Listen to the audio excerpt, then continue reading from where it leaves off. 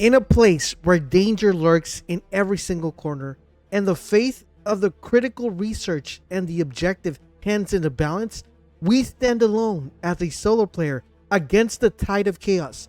Today, our mission embarks us on storming a castle, not just for glory, but for the future and the survival. But before we storm the castle, we must first gear up. Let's talk about what we're going to need to get the job done. We are going to be dealing with mercenaries, helicopters, and heavy fortified enemies. Now we're going to need the right weapons in order to do so. Preferred weapon that I would recommend is an LMG. The reason being is you're going to have a lot of bullets and you're going to have a lot of arsenal of bullets. And the more bullets, the faster you're able to kill, the longer you're able to shoot, the easier the job will get done. Weapon number 2, the Joker. This rocket launcher is going to help you a lot due to the fact that we're going to have to deal with a heavy chopper and we're going to need to take it out. It takes 4 rockets and 4 precise aiming rockets to take down the chopper. Don't worry about it, guys. I'm going to have you covered on what location you want to shoot from to not get shot. Now, let's talk about gear I recommend you having. Number 1, a self-revive. Number 2, a 3-plated vest preferably, and a medium to large backpack. The bigger the backpack, the more self-revives, the more shields you're able to store up. Now that we have that out of the way, let's talk about perks. The first thing I want to recommend is depth perception. That's going to allow you to see the enemies from the walls. It's like having wall hacks.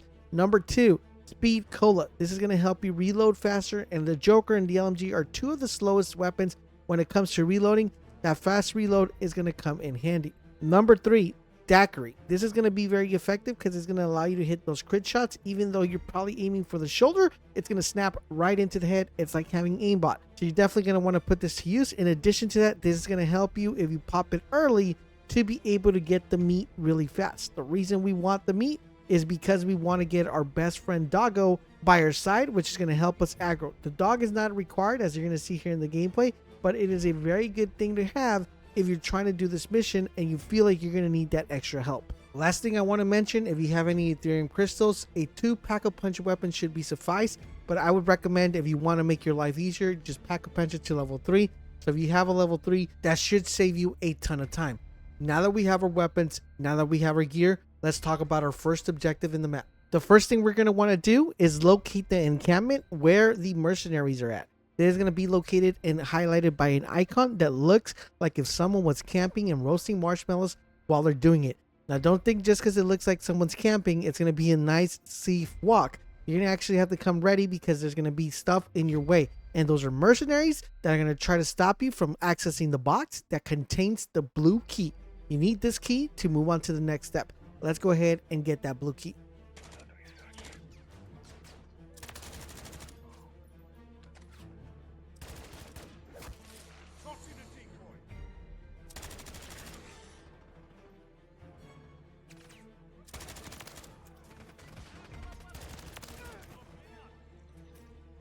Alright, now with the blue key in our hand, it's time to go look for a location where these mercenaries are hiding and where there is classified gear.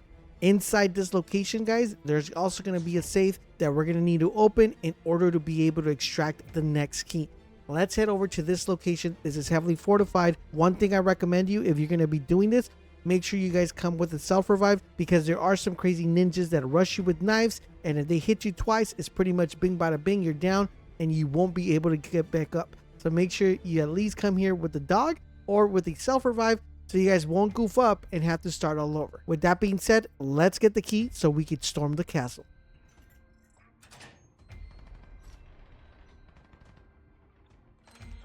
Alright, now with the purple key in our hand, it's time to prepare just a little bit more and gear up correctly. One thing I recommend, guys, is go ahead, go into the orange zone and go to the buy station.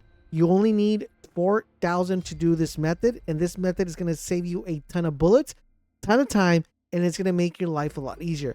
I recommend picking up 2 sentry turrets. This is going to be super huge because it's going to protect you, and it's also going to make your life, like I said, easy. So what you want to do, go to the buy station, buy 2 sentry guns. It's only 2,000 per sentry guns, so that's 4,000.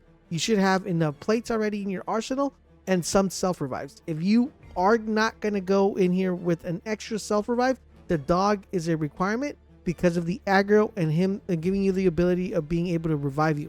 Now, I personally recommend going in with at least 2 self-revives, but if you want to go ahead and risk it for the biscuit, you can just go with 1 and get your dog. Now that you have all these items in your stash, you're going to want to make yourself to this building right here.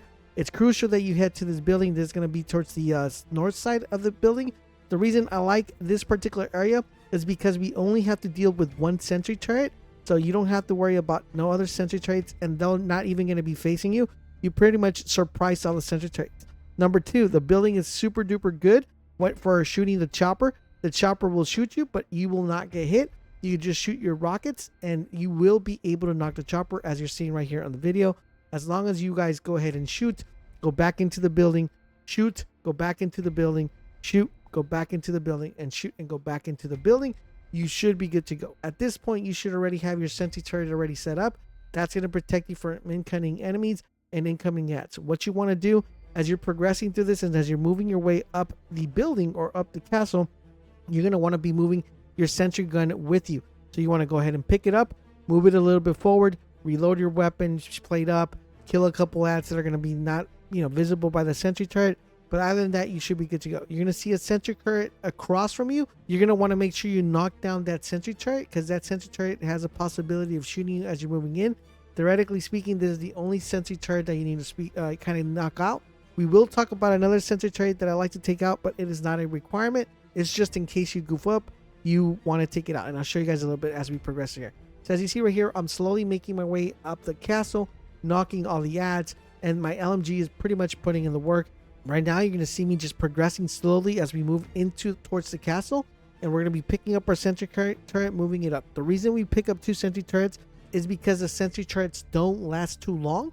So we want to make sure we have one for the first portion of the castle, and we want to make sure we have one for the second portion of the castle, which is going to make your life really easier. And you're going to want to make sure you place them where I'm placing them, because what tends to happen as you get closer to the castle and you open that first door, you're going to see that there's going to be choppers dropping off players. And these players are the ninjas that we don't like, because they almost like 2-shot melee you and you're pretty much down. So you want to make sure your sentry turret is having your back and taking care of that, so they won't be pushing in as you make your way towards the warlord. Now, one thing to note here, guys, I personally like this particular building that's right in front of the door. The reason is because I opened the door and 2 shield guys are going to come out. The advantage we have here is that these 2 shield guys are going to push out, and my sentry turret is going to kill 1. In addition to that, since I'm inside the building, I can shoot from the window of the building, because the window from the building looks directly to the door that's in front of me. Now, there's 2 doors. There's a left door and a right door. I like to open both doors. One shield guy is going to come out from one door. The other shield guy is going to come out for the other door. The faster we take out the shield guys, the easier our life is going to be. One thing to note, there is a refill station on the outside of the castle where you can refill your ammo and your nades. Highly recommend you guys refill, if you guys are running out of nades.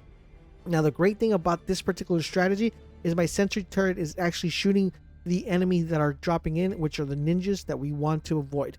So once you guys get ready to go inside the building, there are 2 things that, actually 3 things, 2 things that you're going to want to look up. Number 1 is the inflatable dolls. These inflatable dolls aren't harmless, but if you shoot them, you're going to get stunned, and that could be a little bit annoying and mess up your flow, and you'll probably get shot by a different ad that's inside the building, which I would highly recommend you guys don't shoot them.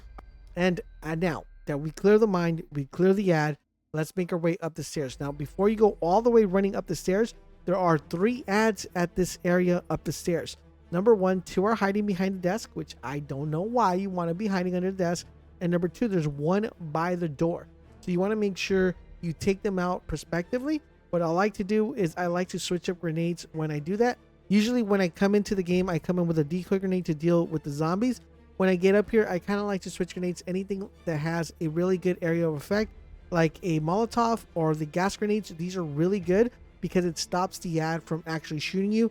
The gas grenades are really fundamental. You can throw one up there and they'll stop shooting you. They'll start coughing. You can just take them out with your LMG as you progress up there and take them out really good.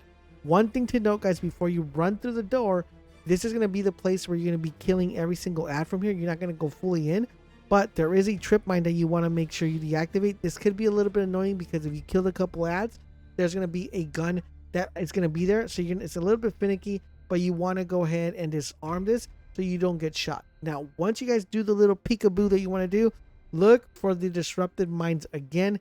Once again, super annoying, but this time around, you're going to have to deal with the ads that are protecting the warlord. Now, the big thing about here, guys, is you want to make constantly paying attention to the ads running up the stairs. One key tip I want to give you, you can easily go back down, close the door so you can hear when the door opens, you know they're coming in. That's the reason why I like placing the sentry turret outside, because the sentry turret should theoretically take care of anybody that's trying to push into that door, and you don't really have to worry about them pushing in until your sentry turret runs out.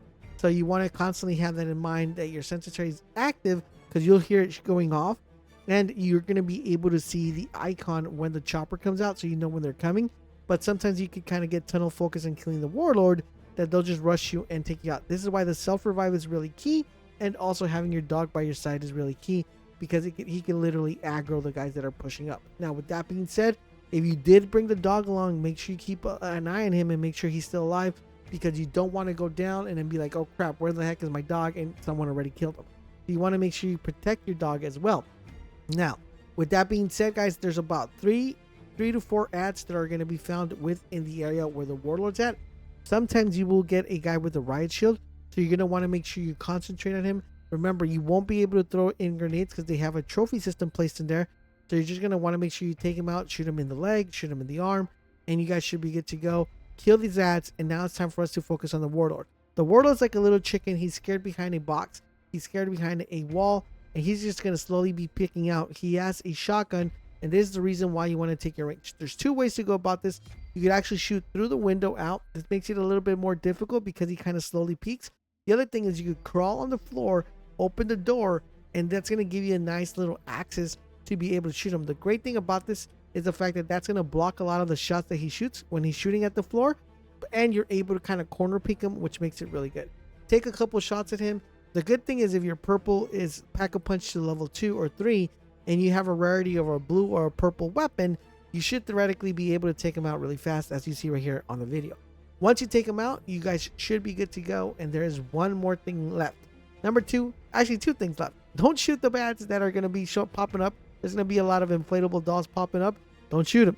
Number 2, he's going to drop an item. What you want to do is pick up that item. Once that item has been picked up, you have completed the mission, Storm the Castle. Now, the hard part about this is you want to get out there with all that good gear as well. The good thing about this strategy is there's always a rift, unless someone took it, right in front of the area where we actually started the fight. And you can use this rift to head to the nearest exfil and make your way out of the building. If you follow these instructions, you will be able to complete this mission solo without any problem and just one go. If you have completed this mission and you use these strategies and they worked out, come in the comment section down below and let me know how many tries it took you to actually get it done in the comment section down below. I hope you guys are liking our brand new structure of the way we're doing these missions. If you are, do me a huge favor. If you have any suggestions, also let me know in the comment section down below. Thank you guys for watching, and I'll catch you guys on the next video.